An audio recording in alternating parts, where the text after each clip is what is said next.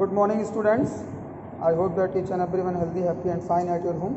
Students, in chapter number 4, we have discussed about that Mauryan Empire, and then after Mauryan Empire, Chandragupta Maurya, and what was the role of the Kautilya for the establishment of the Mauryan Empire, and then after Ashoka the Great and Bindusar.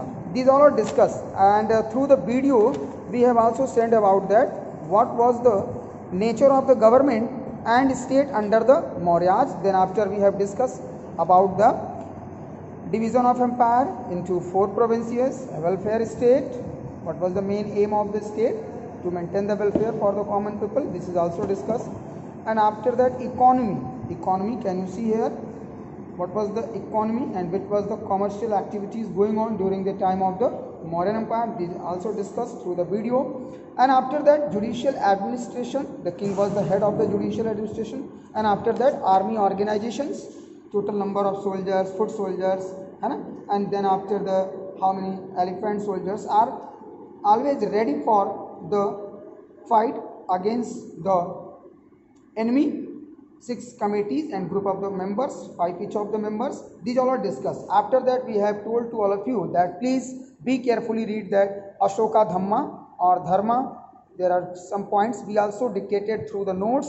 Students are also asked to me, sir, where we have done the note. Then we told that you complete the note in history copy. And after that, Ashoka service for the spread of Buddhism completed. Okay Sanchi stupa last point आपका दिया हुआ है. सांची स्तूपा, इसके कुछ features हैं, इसको आप अपने से पढ़ लेंगे.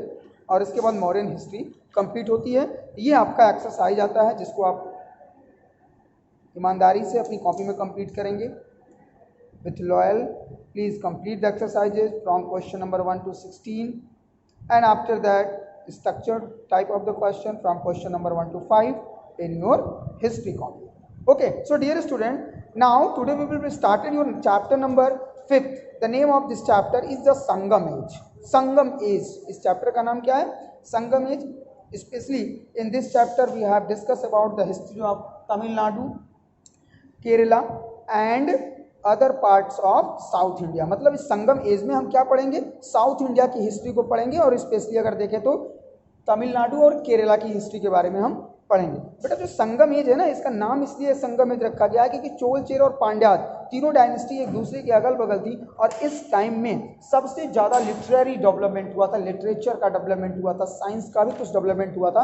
और अगर देखा जाए तो कुछ इंस्क्रिप्शन है संगम लिटरेचर की वजह से ही इस पीरियड को हम बोलते हैं संगम एज, क्योंकि ये सबसे गोल्डन टाइम था. Okay, so let us see in your book. आज हम आपको एक वीडियो भेज रहे हैं, इसलिए भेज रहे हैं कि कम से कम आप इस चैप्टर्स के बारे में, इसका इंट्रोडक्शन क्या है, इस चैप्टर में हमें इसका कॉन्सेप्ट क्या है, हमें पढ़ना क्या है, इसके बारे में आप जानें. Okay, so ready all of you ready? Okay, now see the first paragraph. What is given?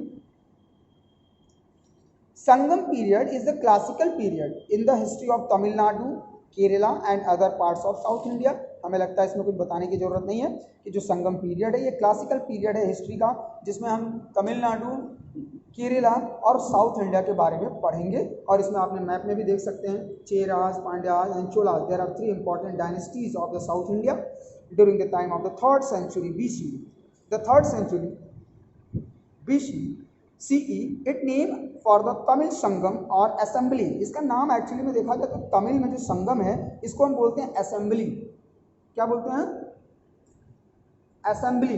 Okay, क्या फीचर है? The Sangam age witness the rapid development of literary work in the southern region. Yes, Sangam age में जो सबसे ज्यादा development हुआ है, सबसे ज्यादा अगर किसी चीज का ग्रोथ हुआ है तो वो है literary work. Okay, literary work में अगर हम देखें तो संगम का जो साउथर्न रीजन है इसको डेवलपमेंट कहते हैं लिटरेरी वर्क के लिए. Literature that was created during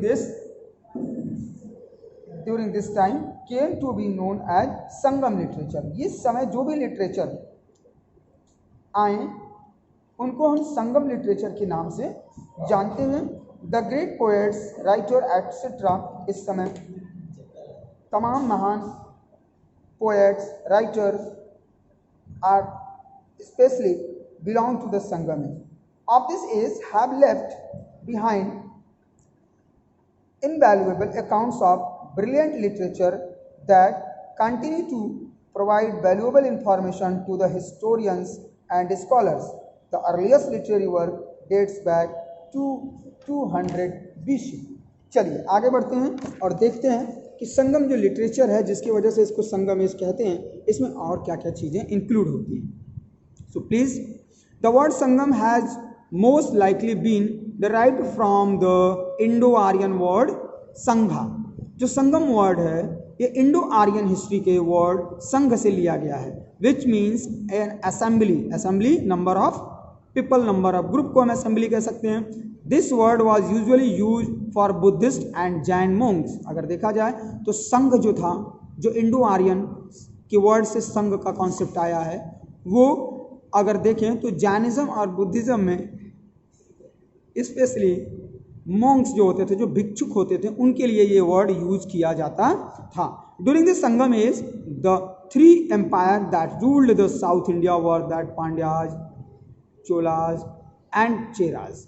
Sangam age के समय जो स्पेशली साउथ इंडिया को रूल्ड करने वाले एम्पायर थे, उसमें मोस्टली 3 एम्पायर के नाम सबसे इम्पॉर्टेंट हैं, जिसमें हम पहले को बोलते हैं पांड्याज, दूसरे को बोलते हैं दूसरे को बोलते हैं चेराज और तीसरे को बोलते हैं चोलाज.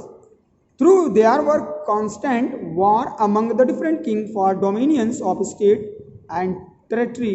दे were all promoters of literature and other classical literary work. कह सकते हैं कि जो संगम एज था, ये जो different types of the kingdom थे, चोल, चेर, पांड्याज, इनके आपस में बहुत सारे वॉर और बहुत सारी लड़ाइयाँ होती थी एक दूसरे के स्टेट और टेरिटरीज को लेने के लिए. लेकिन ये सभी जो रूलर थे, चाहे वो चेराज हों, चाहे पांड्याज हों, चाहे चोलाज रूलर हों, इन सभी ने लिटरेरी वर्क को, क्लासिकल लिटरेरी वर्क को आगे बढ़ाने का काम किया, इसको प्रमोट करने का काम किया.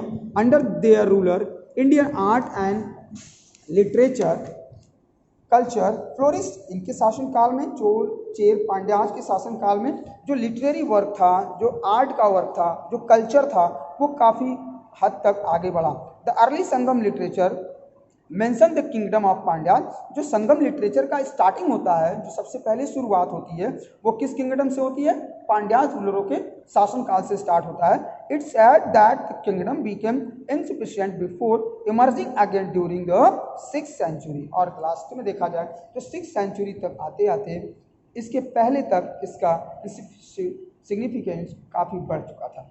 अब यहाँ पर देखेंगे तो आएगा संगम लिटरेचर. संगम लिटरेचर में क्या क्या होगा और किन किन चीज़ों के बारे में हम स्टडी करेंगे, we again discuss through the live class in next day. So thank you to all of you. Please one time again see the video and read the chapter. Thank you.